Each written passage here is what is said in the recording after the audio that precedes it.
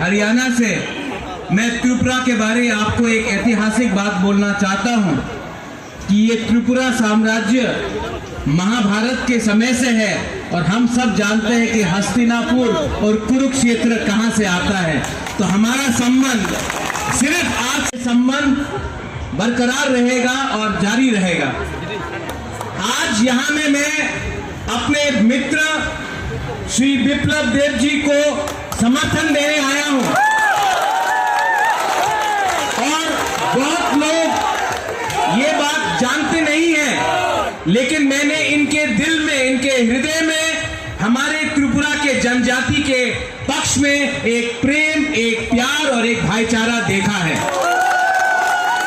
तो आज मैं भाजपा का नहीं हूं, लेकिन मैं दिल से अपने सब जनजातियों को और त्रिपुरा के लोगों को एक बात बोलना चाहता हूं।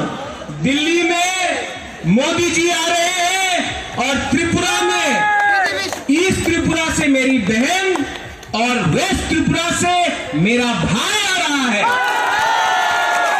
मैं आप सबको निवेदन करना चाहता हूं, आप कोई भी हो, आप कोई भी धर्म से हो, जाति से हो, आपको त्रिपुरा का अगर उन्नति देखना है तो आपको सही रास्ता चुनना होगा।